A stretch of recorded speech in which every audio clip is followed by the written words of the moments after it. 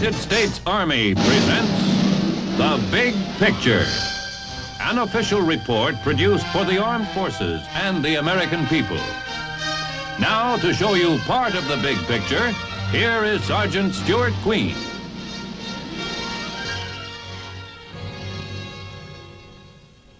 "1958 marked the 16th anniversary of Army aviation. Although within the Army itself, the development of Army aviation is considered to be one of the most significant of modern times, this function still is little known or understood outside the service. Three factors are indispensable to victory in war: firepower, mobility, and communications.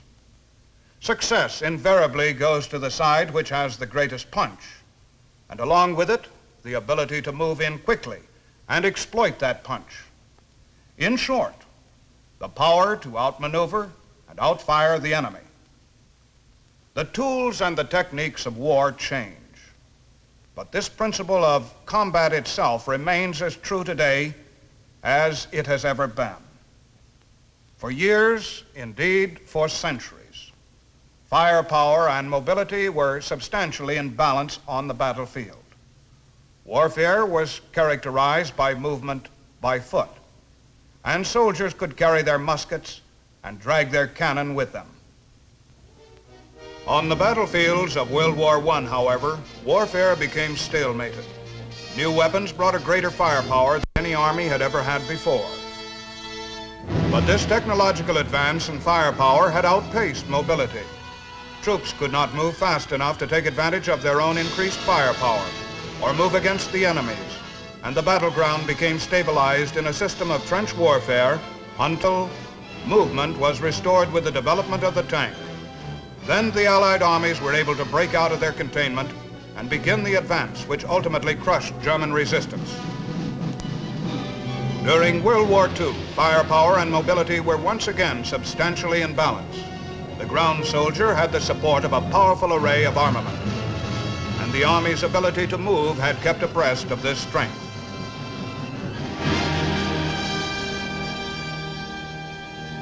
With the atomic age came the signal that once again firepower was outdistancing mobility. The firepower at the Army's disposal today, nuclear and conventional, is spectacular. But to be able to use it to its fullest advantage, the Army must be mobile enough to move in quickly and exploit it before the enemy can rally to an effective defense. The Army, moreover, must be mobile enough to function on the atomic battlefield that the battlefield of the future may well be. Under conditions of atomic warfare, a field unit will have to be able to operate widely dispersed over great distances in order to survive an enemy atomic attack, and still be able to come together and move quickly in order to follow through on any nuclear assault directed against the enemy. It is for these reasons that your Army works unceasingly to develop the mobility upon which victory in war will depend. It is this effort to increase the Army's mobility which gives Army aviation its vital significance. Army aviation does not in any sense duplicate the tactical missions of the Air Force.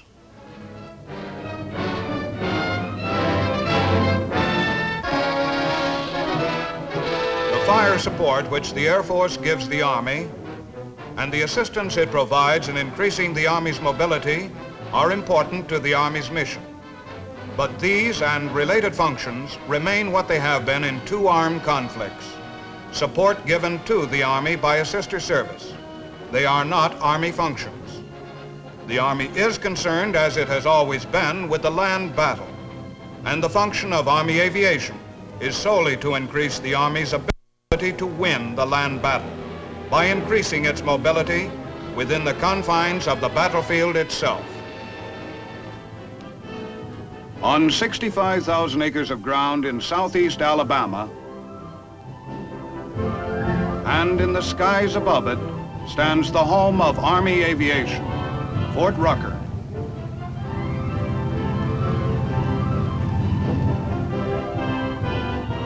Above the best is the motto of the men who have learned to fly the machines which give the Army a new dimension in mobility. Graduation Day at Fort Rucker marks the end of an arduous training period, but also the beginning of a new phase in the careers of the men who have made it. For them and for their families, it is a time of pride. The mark of the Army pilot is the mark of skill and devotion, endurance and toughness. The story of Army aviation is the story of no one branch of the Army, but rather the story of a new and rapidly growing development whose effect is felt throughout the Army in almost every branch of its service. It is the vigorous story of youth and new ideas.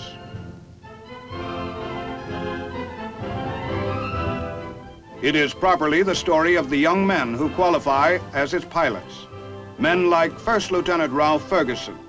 They are the inheritors today of a tradition which began in the skies over North Africa during the first year of American involvement in World War II.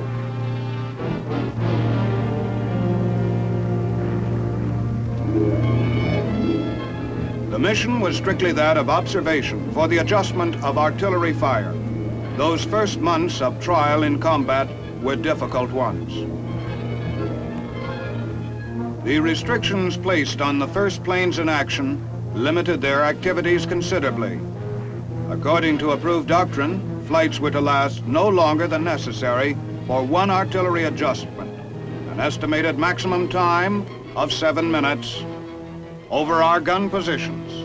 The plane was actually an elevated observation post to be used for the direction of artillery fire only under emergency conditions. Even under these restrictions, however, the success of aerial observation was soon demonstrated.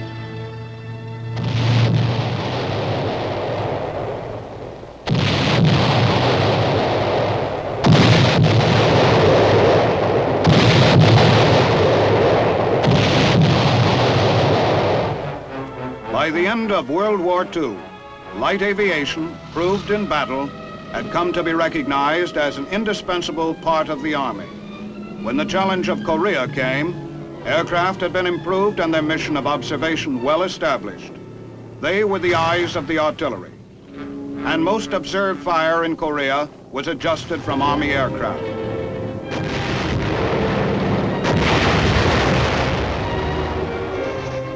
At the same time that light aircraft was demonstrating its effectiveness in directing artillery fire, the fast-moving history of modern warfare was revealing other areas in which the speed and mobility of aircraft could be used to priceless advantage.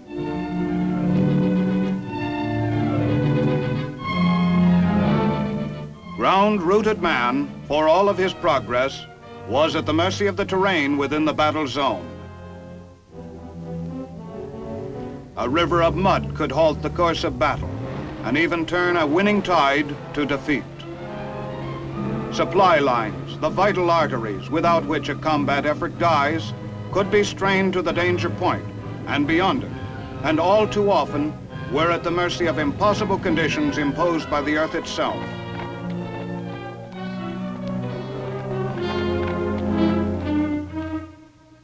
Even the wounded and the men who carry them were forever frustrated by situations beyond anyone's control.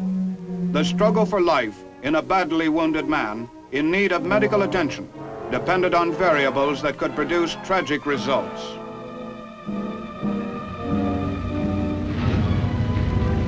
Yes, the need was there, written on every page of the Army's experience with war in remote lands. The need for the ability to master the terrain or function independently of it.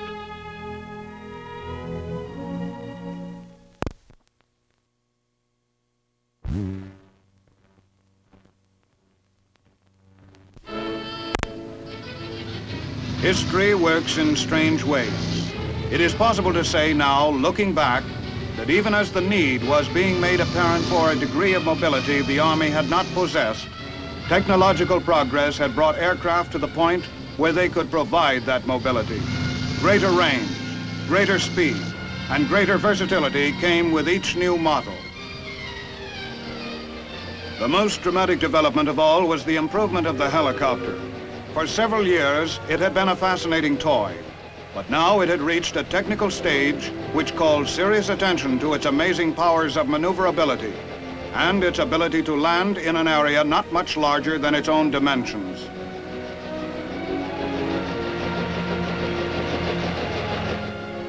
The helicopter was put to a dramatic test in Korea. The Mercy mission of evacuating wounded soldiers from the hilly, jagged terrain where most of the fighting took place. It was a thoroughly successful test. One medical group with its organic helicopters evacuated more than 20,000 casualties by helicopter. It proved conclusively that along with fixed-wing light aircraft, the helicopter had a definite place in Army aviation.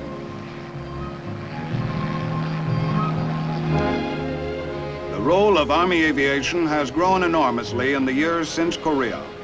Its missions are now far more extensive. Important among them is still the Mercy mission of casualty evacuation, a mission much more efficient now because of the steady development of larger helicopters.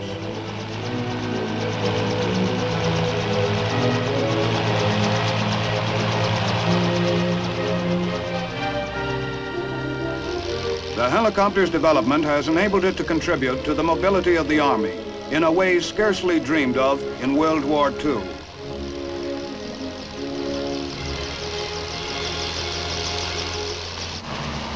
Troops transported over short distances by helicopter can move toward their objective independent of terrain features. Over obstacles which always before have made military movement difficult, time-consuming, or impossible. Along with their freedom from the tyranny of terrain, combat-ready troops transported by air can move in to close with the enemy in literally a fraction of the time their travel once took.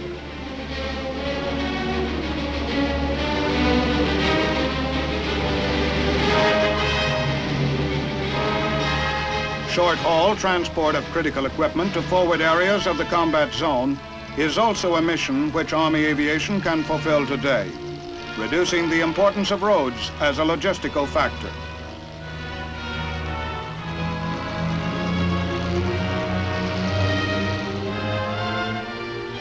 The fighting man at the front can be assured of the combat support which makes his fight possible, whatever the nature of the terrain which links him with the rear area.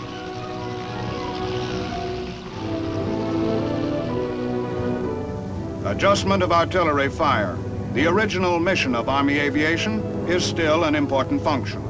But the concept of using aircraft for observation has broadened greatly.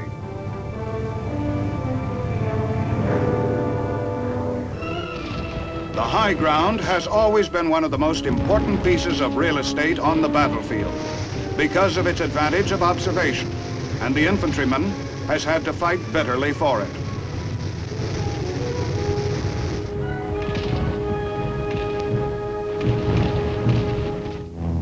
Now the airplane equipped with TV and other electronic devices can give the commander eyes he never had in battle before.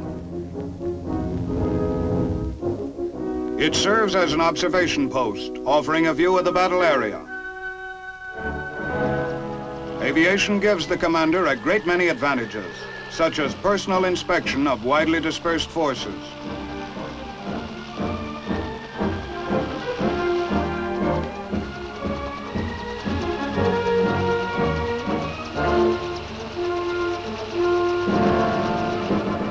For the first time in military history, a division commander can inspect all of his units in one day. Although the purpose of Army aviation is support of tactical operations in combat, its pilots have performed with bravery in civil disasters and emergencies.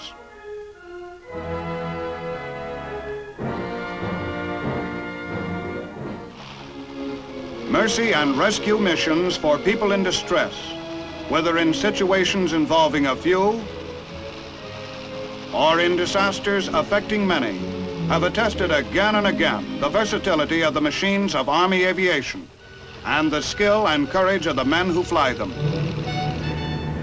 The men who fly them. That means men like Lieutenant Ferguson, or it will anyway after today, now that their preparation is over. As much as I've waited for today, I'm sorry to see it end. These past 12 weeks of advanced training have been tough, but I've learned a lot. It wasn't just flying either. We all knew how to fly when we came to Rucker. We got our primary training at Gary Army Airfield, Texas. Came here for tactical training. And what the instructors taught us, we'll really be able to use.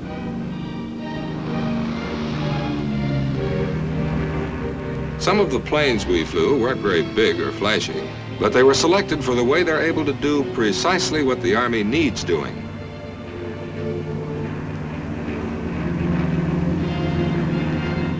There was a time when I would have thought any instructor crazy to ask a man to set down in some of the one-horse pastures we get used to, but not anymore. I might have to get in and out of much worse than that someday under noisier conditions.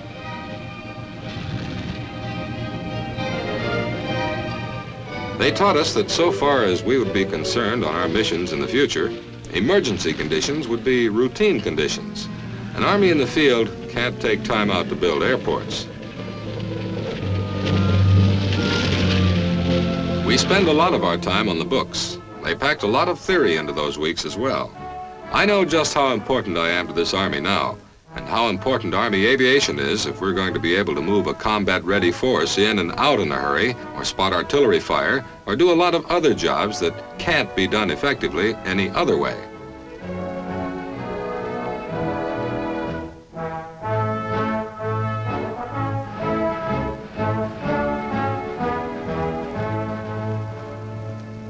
Instruction in helicopter flying goes on here too. Tactical instruction for rotary wing pilots who've already had their basic flight training. Those of us who've qualified for fixed wing flying are eligible to come back here for helicopter training after we spend a year with troops. I'm looking forward to that. I've flown as a passenger in helicopters, and I know there's nothing quite like it. Flying adds a third dimension to ordinary mobility, but when it's done in a helicopter, you have to add about 6 more.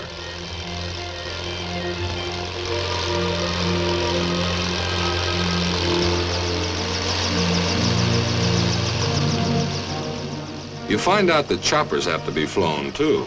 Basically, the helicopter is an unstable aircraft. The pilot has to keep his hands and feet and mind on what he's doing at all times. If his performance is good, the aircraft will do as well. Follow us on this ride.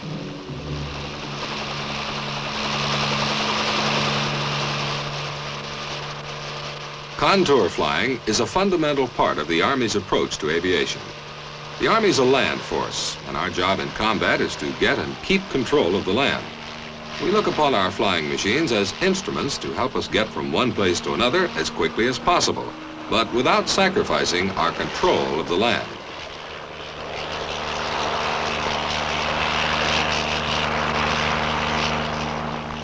There are machines which let us do our job in spite of terrain obstacles. They give us mastery over the terrain. We just move along with it, high enough not to be impeded by barriers, but low enough to be out of radar scope, and low enough to use the features of terrain to keep the enemy from seeing us.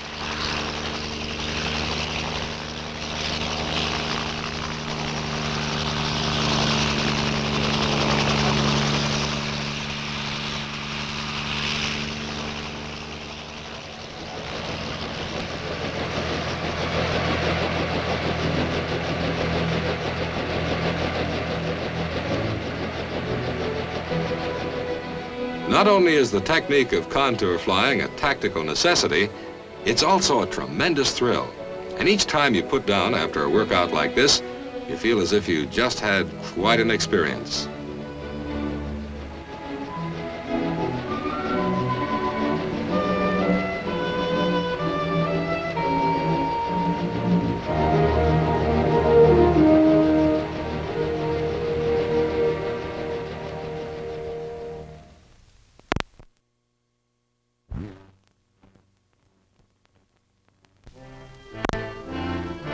The men who keep the aircraft running get the kind of instruction they need too. Their theory of instruction is the same as ours. Learn by doing. You find lots of new things around here. Experiments that aren't even part of Army doctrine yet. Take the high-performance aircraft, for instance. It's not really ours. The Air Force loaned it to us.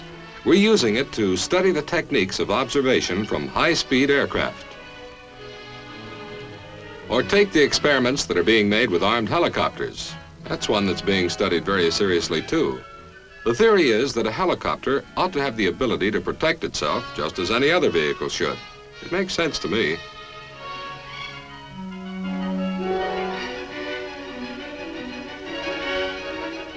Everything here makes sense to me. I'm sold on the idea that the Army's future is being molded right here. There isn't any site that will give you any better idea of the changes that have come to our Army than this one. Maybe none of this will ever have to be tested in real war. That's what we're all hoping, of course. But if it does get forced into test by combat, Army aviation will give a great account of itself. Let's put all this equipment on a battlefield, a fictional battlefield, of course, since many of these machines have never seen combat and some of them are still being tested for concept. But let's see what would happen and how they would be used. This is the battlefield. The enemy is conducting a delaying operation, and our forces are rapidly in pursuit to keep him from reorganizing. The enemy sits beyond that ridge. Our commander has reason to suspect the enemy has a missile emplacement, which he intends to use against us.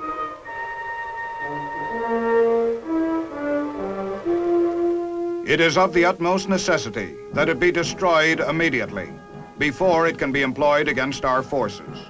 Too much delay will give the enemy the advantage that might prove fatal. The commander orders into operation his fully equipped aircraft, which can make its reconnaissance in a matter of minutes.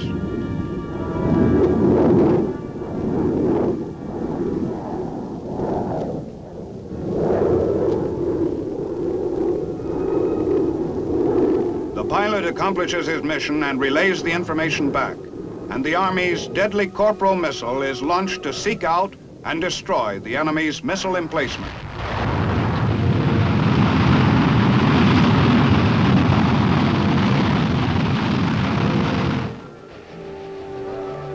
The infantry loads quickly into helicopters. The equipment they will need in combat goes with them. Aerial combat reconnaissance ships with the traditional mission of cavalry screen the area, search out enemy resistance, determine its strength so the job of the main force will be made easier.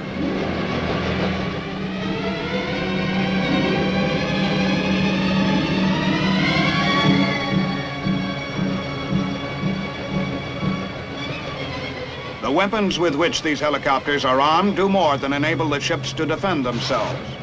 They also enable the craft to perform reconnaissance by fire, an integral part of the cavalry mission. By firing into the enemy's positions and drawing his fire, they can better estimate the enemy's strength. Their easy maneuverability permits the helicopters to take full advantage of the terrain for protection.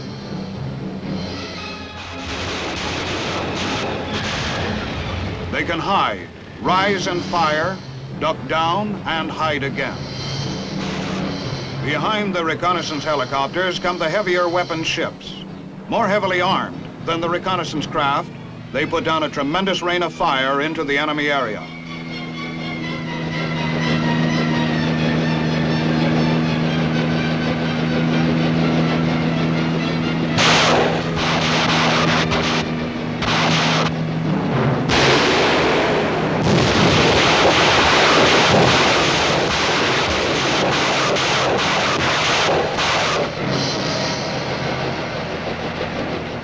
Behind the helicopter's screen of fire, the infantry unload from the ships which have carried them into the combat area.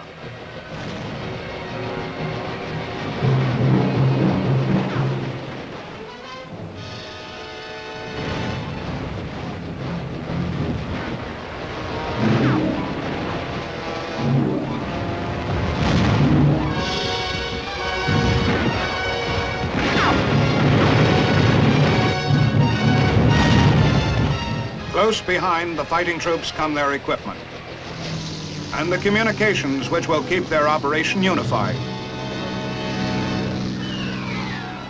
The infantry are able to move in close to the firing helicopters.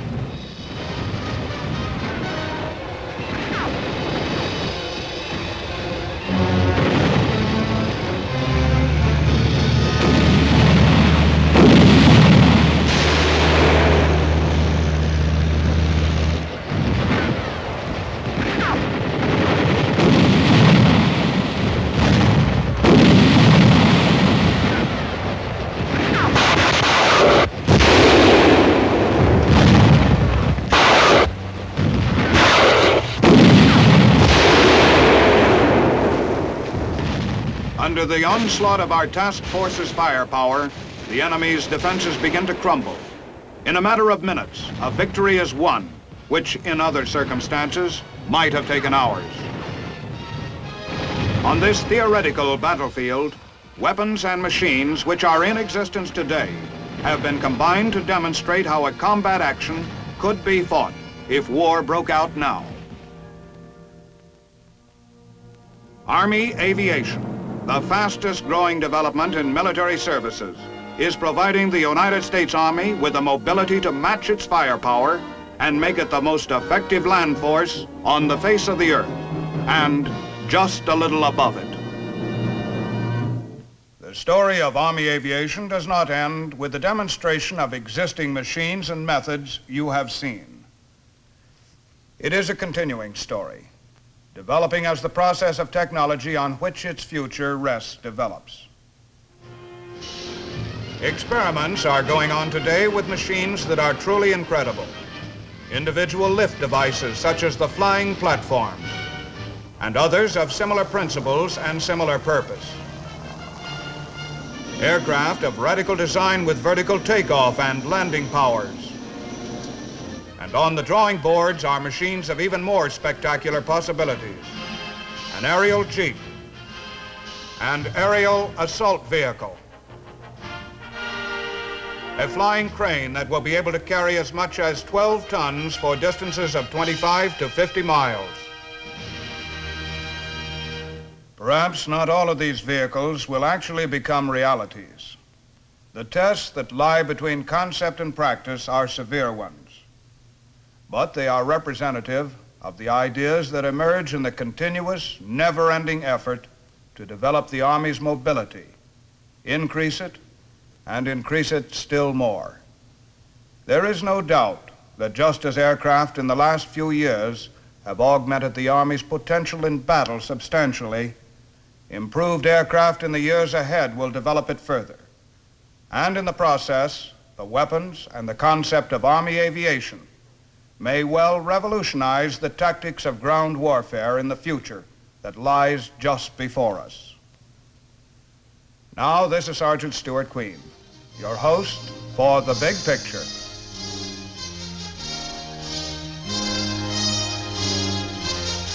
The Big Picture is an official report for the armed forces and the American people. Produced by the Army Pictorial Center. Presented by the Department of the Army in cooperation with this station.